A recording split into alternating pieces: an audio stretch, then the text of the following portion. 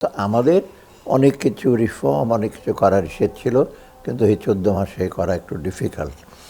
তবু আমরা যতটুকু করেছি সেটার ফল আশা করি আগামী সে করবে।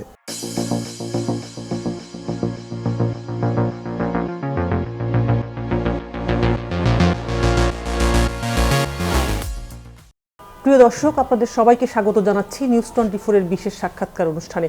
সাথে আছি আমি শাহনাজ বিশ্বাস ইয়াসমিন। আজকে আমার অতিথি গণপ্রজাতন্ত্রী বাংলাদেশ অন্তর্বর্তী সরকারের মাননীয় অর্থ উপদেষ্টা জনাব ডক্টর সালেউদ্দিন আহমেদ। আমরা আজকে মাননীয় উপদেষ্টার সাথে কথা বলবো তার 1.5 বছরের বাংলাদেশের অর্থনৈতিক খাতকে কোন পর্যায়ে রেখে যাচ্ছেন তিনি, কারণ সামনে নির্বাচন। মাননীয় উপদেষ্টা, আপনাকে স্বাগত জানাচ্ছি আমাদের অনুষ্ঠানে। ধন্যবাদ। 1 মাস পরে নির্বাচন, আপনার সময় শেষের দিকে, 1.5 বছরের বেশি সময় ধরে বাংলাদেশের অর্থনীতিকে কোন জায়গায় রেখে যাচ্ছে সাবেক বাংলাদেশ ব্যাংকের গভর্নর, বাংলাদেশের মানুষ কিভাবে মনে রাখবে? ধন্যবাদ। প্রথমত আমি বলি যে আমরা যে বলতে খাদের কিনারে কেউ আবার বলছে আইসিইউতে আছি, যথার্থই ছিল সেটা।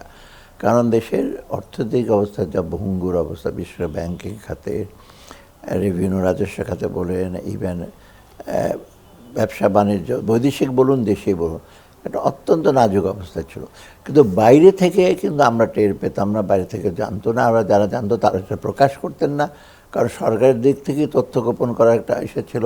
আর যখন ন্যারেটিভ দিত তখন এটাকে আবার পজিটিভ দিত। অতএব মোটামুটি দেশটা যেভাবে চলার কোনোভাবে চলছিল, কিন্তু ভেতরে যে একেবারে দুর্বল অবস্থা সেটা টের পেরে। অথবা আমরা যেখানে এসে দেখলাম যে অবস্থা তো খুবই খারাপ।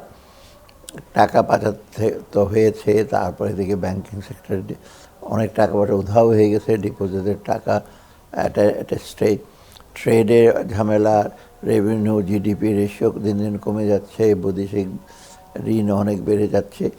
আর সবচেয়ে বড় হলো যেগুলো উন্নয়ন প্রকল্প যেগুলো করা হচ্ছে সেগুলো বহু প্রকল্পে কিন্তু অনেক দুর্নীতি, আর অনেকগুলি ছিল আপনার রাজনীতি বিবেচনা, যে রাজনৈতিক বিবেচনা, আর্থিক বিবেচনা বা ব্যবসায়িক বিবেচনা সেটা হয় না। অর্থাৎ আমি মনে করি যে আমরা যাতে যে ইকোনমিটা রেখে যাচ্ছি সার্বিকভাবে সামগ্রিক ক্ষেত্রে এটা এখন একটা স্টেবল, স্থিতিশীল। আপনি বিভিন্ন ইন্ডিকেটর আপনারা জানেন, foreign reserve, foreign exchange, revenue, even export, remittance, সবগুলো মিলে এটা একটা বেটার। এবং এগুলো কিন্তু আমাদের বানানো তথ্য দিয়ে না, এখনকার তথ্যের ব্যাপারে কিন্তু আমরা কোনো রকম কোনো ম্যানিপুলেট করি না। আর যেখানে যেসব তথ্য কালেক্ট করে তারাই করছে। অতএব আমি একটা স্যাটিসফাইড। হয়তো আমাদের অনেক কিছু রিফর্ম অনেক কিছু করার ইচ্ছে ছিল, কিন্তু এই 14 মাসে করা একটু ডিফিকাল্ট। তবু আমরা যতটুকু করেছি সেটার ফল আশা করি আগামী সে করবে। অতএব অনেকের মনে কতগুলো আসে, প্রশ্ন আছে, ওনার কিছুই করছে না, দৃশ্যমান কিছুই দেখতে পাচ্ছি না। দৃশ্যমান যে দেখা যাচ্ছে না তা না, দেখা যাচ্ছে কিছু কিছু, আর কিছু কিছু বড় বড় ক্ষেত্রে হয়তো একেবারে দৃশ্যমান নয়। এখন আপনি তুলনা করুন, ধরুন 2009-10 পরে আমি যখন পর্যন্ত দেখেছিলাম সেই সময়টা সেন্ট্রাল ব্যাংকের অবস্থা দেখেন, ব্যাংকিং অবস্থা দেখেন। তারপরে দিন দিন আমার সময় 18 না 20 হাজার কোটি টাকা ছিল খেলাপেরি, বা 24 হাজার কোটি, এখন 2.5 লক্ষ কোটি, কেবল 3.5 লক্ষ কোটি টাকা। অর্থাৎ এখন কম্পেয়ার করবেন যে আমরা 2009-10 সালে যে জিনিসটা ইকোনমিটা দিয়ে শুরু করেছি, আস্তে আস্তে সেটা ক্ষয় হয়েছে, এখন কিন্তু আবার পূর্বের অবস্থায় গিয়েছে, অথবা পূর্বের চেয়ে বেটার স্টেবল পজিশনে গেছি। অতএব আমি সেই দিয়ে সন্তুষ্ট। আপনার সরকারের একটা বড় ধরনের ম্যান্ডেট ছিল যে রিফর্ম, 3টা ম্যান্ডেটের ভিতরে রিফর্ম একটা। সেই ব্যাংকিং খাত, এনবিআর খাত, অর্থনীতির পুরো বিষয়ে রিফর্ম কতটা করতে পারলেন? যেমন রিফর্ম যেটা মোটামুটি কিন্তু ব্যাংকিং খাতে যেটা হয়েছে, আপনি দেখেন উইক ব্যাংক ট্যাঙ্কগুলো মার্চ টাচ করে দেওয়া হচ্ছে। যেগুলো একেবারে খুব খারাপ ব্যাংক তারা এখনও তাদেরকে কিছু কিছু সাপোর্ট দিলাম। আমরা তো কয়েকটা কিছুটা আগে আমরা বহু টাকা দিলাম ন্যাশনাল ব্যাংক, তারপরে এনআরবি ব্যাংক, কয়েকটা ব্যাংকে, আর কয়েকটা ব্যাংক এখন মার্জ হচ্ছে। তো সেই দিক রিফর্ম। তবে সবচেয়ে বেশি রিফর্ম হচ্ছে, এগুলো তো আপনার গভর্নেন্সের দোষে হচ্ছে, তাই না, আর ডিরেক্টরদের দোষে, চেয়ারম্যানের দোষে হচ্ছে, সুপারভিশনে। তো সবচেয়ে বাংলাদেশ ব্যাংক যেটা করছে, কতগুলো রিস্ক বেস আপনার এখন অডিটিং হবে, অডিটিং অনেক রিস্ক, এখন ইন্সপেকশনটা সেটা করবে। তারপর রিস্ক মিনিমাইজেশন কতগুলো গাইডলাইন দিয়েছে, ইভেন ডাইরেক্টরদের যে কারা কারা ডাইরেক্টর সেটা গাইডলাইনগুলো দিচ্ছে। তারপরে আপনার প্রভিশনিংগুলো, অতএব মোটামুটি কিন্তু করছে। যেটা আমরা আগে বলতাম যেটা, যে একটা ইন্ডিপেন্ডেন্ট ব্যাংকে কমিশন দরকার, ওরা করে, কিন্তু আমি এখনও মনে করি বাংলাদেশ ব্যাংক যেটা করছে দ্যাট ইজ নট ফুল। আমি কিন্তু ইন্স্যুরেন্স সেক্টরটাকে মোটামুটি শৃঙ্খলা আনতে চেষ্টা করেছি। খুবই খারাপ অবস্থা, দুর্নীতি রাখা লোকজন বুঝতে পারে না, কারণ ইন্স্যুরেন্স ডেইলি ডিল করে না তো লোকজন বুঝতে পারে না, কিন্তু বহু টাকার তসরুপ হয়েছে।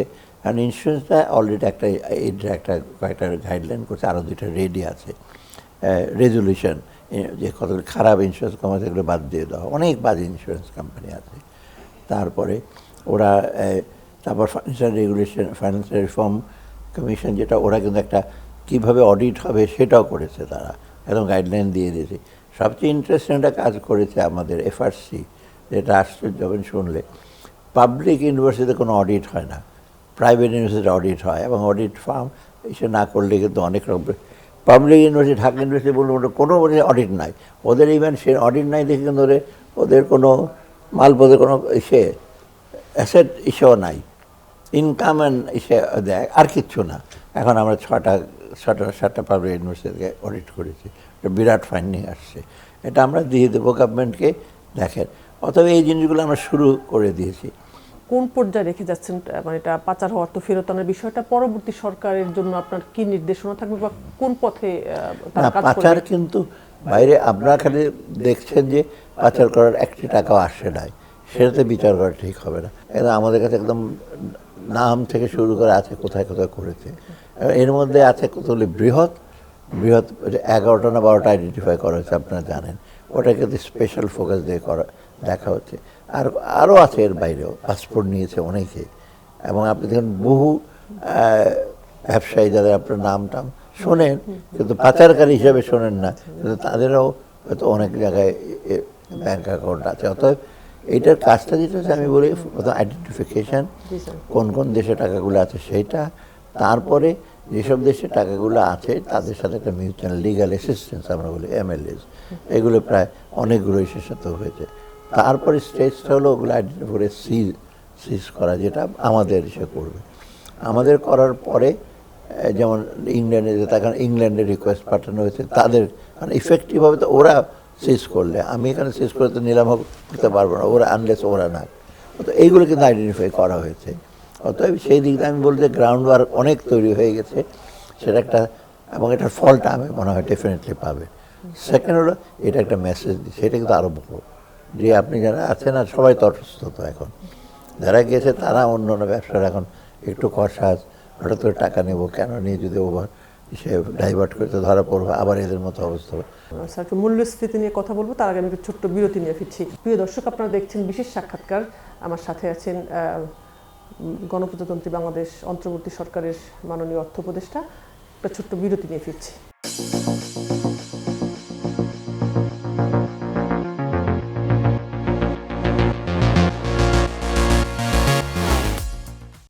ফিরে এলাম বিজ্ঞাপন বিরতির পর। আমার সাথে আছেন মাননীয় অর্থ উপদেষ্টা। মূল্যস্ফীতি নিয়ে আপনি মানে খুবই প্রথম থেকেই খুবই সিরিয়াস ছিলেন, যে কোন পর্যায়ে রেখে যাচ্ছেন আপনি? আমরা আসার পরে তো দেখলাম প্রায় 14-র মতো ছিল, তাই আমরা যেটা প্রথম করেছি কিছু কিছু মনিটারি পলিসিটা একটু টাইটেন করেছি, তাই না, পলিসি রেটগুলো বেড়েছে, এটাতে কিছুটা ডিমান্ড সাইডটা আর কি টাকা সার্ভিস কবে, সেটা আবার একটা এফেক্ট হয়েছে যে ক্রেডিট ইসে কমে গেছে। আর সাথে সাথে আরেকটা মোর ইম্পর্টেন্ট হলো সাপ্লাই সাইডটা করা, কারণ আপনি সেগুলো বাজারে যত পণ্য আসবে তখন আমরা কিন্তু এই ব্যাপারে কিন্তু অনেক লিবারেল, আপনার ইসে দেখে ইনভারের বহু কিছু আমরা কমিয়ে দিয়েছি, পেঁয়াজের ওইসবগুলো কমিয়ে দিয়েছি, সুগার কমিয়ে দিয়েছি, রোজের সময় খেজুরের ব্যবস্থা করে, এখনও ওই কয়েকদিন আগে ডিসিশন নিলাম, আমরা কিন্তু এগুলো কমাতে চাই না। নির্বাচনের বাকি 1 মাস, এখনো নির্বাচন নিয়ে মানুষের মধ্যে সংশয় কেন? এটা আমি ঠিক না, এটা আমরা আমাদের কাছে আসছে যে হঠাৎ জিজ্ঞেস করে, কিছু কিছু আছে বাইরে থেকে বেড়াতে আসে বন্ধু বান্ধব, নির্বাচন হবে তো, আমি যে নির্বাচন না হওয়ার কারণটা কি, একটা কতগুলি আছে যে ল অ্যান্ড অর্ডারটা ইসে করতে পারবো কি না কন্ট্রোল, তবে যথেষ্ট এখন ইসে করা হচ্ছে। ইলেকশন কমিশনের বাজেটের ব্যাপারে আমি করেই যে আজকেও তো আসছে, একটা এক্সট্রা টাকা দিতে হবে, ইলেকশনের কাজে কিন্তু ব্যয় করবে অন্য সংস্থা, বাট এটা ইলেকশন কমিশনের বাজেট, কারণ ইলেকশন কমিশন সব করবে না। এই যে ধরেন সুপারভিশন, যে এতগুলো টিচার, এখন প্রায় কয় লক্ষ আনসারকে দিতে হবে নিয়োগ, আনসার তো একটা নিয়োগ হচ্ছে, আনসার তো একটা রেগুলার আনসার, বাকি তো সব ভলেন্টিয়ার। এইখানে আমার কয়শো কোটি টাকা এখন দিতে হবে, কালকে ফাইন্যান্স মিনিস্টার বলতে এটা দিতে হবে। কত টাকা স্যার?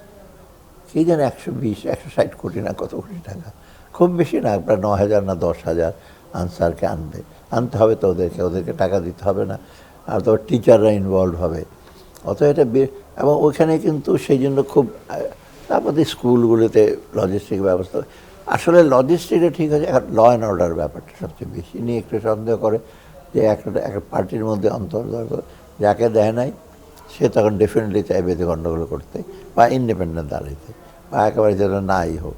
আবার পলিটিক্যাল পার্টির সবাই ভাবছে যে এই একটা পার্টি খুব স্ট্রং, আমরাও কিছুটা করবো, তাদের মধ্যে মারামারি লাগে, এটা দেখতেই পাচ্ছেন। থার্ড হলো এই সুযোগ অনেক পার্সোনাল সেগুলো এজেন্ডাগুলো হাসিল করছে। আপনার সাথে আমার শত্রুতা, এখন সুবিধা ইলেকশনের জোরে বললো যে উনি তো করে এই পার্টি, আমি ওই পার্টি করে দেখে আমার লোকের মেরে ফেলছে। অতএব এইগুলিতে হলো কিন্তু খুব কমপ্লেক্স। এই জন্য আমি মনে করি এখানে মানুষ যদি খুব কম ইসে না হয় তাও কিন্তু ডিফিকাল্ট। তার মধ্যে আবার একটা আশঙ্কা চলে যে আমাদের পার্শ্ববর্তী দেশ কী করবে না করবে, এটা একটা বড় ফ্যাক্টর কিন্তু, যে ওরা কি করছে, ওরা চায় নাকি না ইনক্লুসিভ নির্বাচনের নামে আবার আওয়ামী লীগ ছাড়া নির্বাচন না করার পক্ষে, ইনক্লুসিভ নির্বাচন সবাইকে আনবো, তো সবাইকে আনা মানে সবাই আসতে হবে তাও তো না। যাও, এটা এখন লোকজন ভয় পাচ্ছে, ওই জিনিসটা বেশি ভয়, যে ওরা না আসলে তো ইনক্লুসিভ হবে টবে না বোধ হয়, তা কিন্তু ওদের জন্য তো বসে থাকা যাবে না। আপনারা সুষ্ঠু নির্বাচন করতে চাচ্ছেন, আবার সেটা নিয়ে কনসার্নও আছেন, মানে আওয়ামী লীগ নির্বাচনে মানে অশান্ত করতে পারে বা নির্বাচন বাধা দিতে পারে, এরকম কোনো কনসার্ন আপনাদের মধ্যে আছে? সেটা একটু যে অ্যাপ্রিহেনশন আছে। এটা হলো কি, একটা বড় party, very well organised party, Awami লীগে তো খালি প্রত্যেকটা সংগঠন আছে এবং নেতারা অনেকে চলে গেছে, তাদের যে কর্মীরা তো আছে, বা ডিস্ট্রিক্ট লেভেলে বা সাব ডিস্ট্রিক্ট থানা লেভেলে, ওরা একটু ফ্রাস্ট্রেটেড ফিল করে যে আমরা কোনো কিছু অংশগ্রহণ না, ওরা অংশগ্রহণ করে ভোটার হিসাবে, কিন্তু কোনো ইনফ্লুয়েন্স করার জন্য, কোনো ইনফ্লুয়েন্সার হিসাবে কোনো কাজ করতে পারছে না। এবং ক্ষমতায় যে পার্টি আসবে তাদেরকে কয়েকজনের হয়তো নেবে বন্ধুবান্ধব বা এলাকা এসে রাখার জন্য, বাকিরা সব মার্জিনালাইজ। তো ওই অ্যাপ্রিহেনশনের জন্য বলছে আমরা যদি এটা না করতে এই ভোটের কী দরকার, আমরা আসবো, তো ওরা ডেফিনেটলি চাইবে। আর তাদের নেত্রী যদি ওই অ্যাটিটিউড থাকে যে আমি যেমন ফিরে আসতে হবে, এটা তো তাদেরকে আরও উৎসাহ যোগাবে। পে স্কেল নিয়ে আপনি কি সিদ্ধান্ত, আপনার হাতে সময় আছে 1 মাস, আপনি কি কতটা করে যেতে পারবেন বা পরবর্তী সরকারের জন্য রেখে যাবেন কিনা? দেখা যাক, পে স্কেল নিয়ে যে কমিশনারকে রিপোর্টটা দেখ, কমিশন ইন্ডিপেন্ডেন্টলি করছে, তারা তাদের নিজেদের বিচার বুদ্ধি করবে, ডিফারেন্ট টাইপের লোক তো আছে সেখানে। আর প্লাস এই যে এই পে কমিশনের তো ম্যাক্সিমাম লোকের সাথে কথা বলেছে, এর আগেও কিন্তু এত হয় নাই। জাকির সাহেব তো নিজে ছিলেন তখন ফাইন্যান্স সেক্রেটারি ছিলেন না, উনি ফাইন্যান্স সেক্রেটারি তো এর আগে ছিলেন, উনি বললেন যে এত লোক, প্রত্যেকটা অ্যাসোসিয়েশন, প্রত্যেকটা গ্রুপ তাকে রীতিমতো আরোগ্য করেছে, আমাদের এই দিতে হবে, এই না দিলে আমরা মানবো না, আমরা রাস্তা দখল করব, যা ওদের মতো করে বলেছে। অতএব মোটামুটি ভালো একটা হিয়ারিং হয়েছে, প্রত্যেকের পারসেপশন পাওয়া গেছে। নির্বাচনের বাকি আছে 1 মাস, তারপরে আপনি কি কোনো সরকারের সাথে কোনোভাবে ইনভলভ থাকবেন, কি করবেন? না না, সরকার যথেষ্ট সরকার কাজ করেছে না, এখন নতুন সরকার আসবে, তারা তাদের লোক ইসে করবে। এখন সেক্ষেত্রে আমার মানে জড়িত থাকার কোনো কোনো প্ল্যান নাই, ইচ্ছা নাই তেমন। আমার অলরেডি যেখানে যাওয়ার কথা পড়ানো, সেখানে অলরেডি ওরা বলছে যে আমি খালি চলে আসবেন, কোন দিন আসবেন। সো আমি যে দরকার একদিন যাবো, ওদের টেলিফোন করবো, আমি আসতেছি। তো আমার ওই দিক দিয়ে আমার কোনো দুশ্চিন্তা নাই।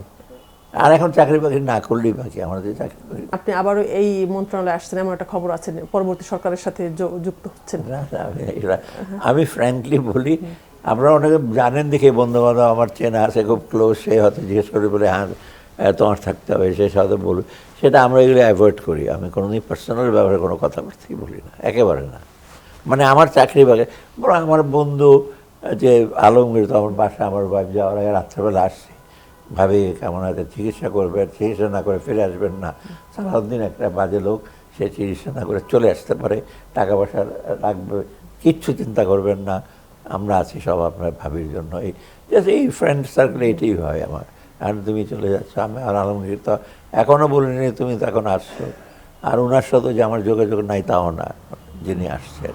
তো আমি তো হ্যাঁ, আমি তো কোনোদিন ওনাকে আপনাকে বললে আপনি কি ওটা কি না, ওটা আমি চিন্তা ভাবনা করতে হবে এগুলো, চট করে আমি ডিসিশন, কারণ অনেকগুলো, প্রথমত হলো কনটেক্সটটা নতুন হবে, আমি যেভাবে কাজ করেছি বা করতে চাই সেভাবে করতে না পারলে তো আমি I don't want to be part of একটা বাজে সাথে মন দামে। আর সেকেন্ড হলো বয়স শেষ হয়েছে, এখন আরও স্কুল, তখন তো আরও হেক্টিক হবে, তখন তো পলিটিক্স যোগ হবে। তো এখন তো আমরা করছি চিফ অ্যাডভাইজার যে একটা চেইন, তখন তো বিভিন্ন পলিটিক্যাল গ্রুপের সাথে এঙ্গেজ করে তারপর আপনি পলিসিটা নিয়ে যাবেন, তারপর ইমপ্লিমেন্ট করতে আবার তাদেরকে ইনভলভ করতে, তখন কিন্তু সোজা জিনিস না, তাই না?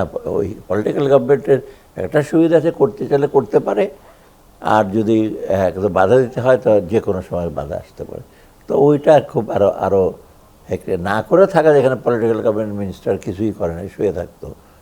আমি জানি একজন ওই যে ছিলেন, আমি সত্যি কথা, সায়েন্স অ্যান্ড টেকনোলজি BCS এর মিটিং 7 বছর যখন বোর্ড মিটিং হয় না, আমি 2টা মিটিং করছি, বলে মন্ত্রী কী করছে, মন্ত্রী নাকি এখানে বসে চা খেত, তা চলে আসতো। চা খেত মানে অন্য উদ্দেশ্যে যেতেন আর কি। এনিওয়ে, অর্থাৎ এইটা তো পলিটিক্যাল মন্ত্রী অনেকেই করে না, তাই না? 2-1 খুব অ্যাক্টিভ থাকে, আর কিন্তু আমাদের এখানে তো প্রত্যেকে মোটামুটি অ্যাক্টিভ, আমি তো কারো ব্যাপারে ইন্টারফেয়ার করেন না, উনি তো করেনই না চিফ অ্যাডভাইজার। অর্থাৎ ওই রকম অ্যাটমসফিয়ার পাওয়া ডিফিকাল্ট। আর আমি আশাও করি না, পলিটিক্যাল তো সে লাগবে। দেখা যাক ভবিষ্যৎ, দেখা যাক কী হয়, তা আমি অতটা ইচ্ছে না। অসংখ্য ধন্যবাদ মাননীয় উপদেষ্টা আপনাকে আমাদের সঙ্গে সময় দেওয়ার জন্য। প্রিয় দর্শক, আপনাদেরকে ধন্যবাদ জানাচ্ছি এতক্ষণ আমাদের সাথে থাকার জন্য। আমার অতিথি ছিলেন গণপ্রজাতন্ত্রী বাংলাদেশ অন্তর্বর্তী সরকারের মাননীয় অর্থ উপদেষ্টা ডক্টর সালেউদ্দিন আহমেদ।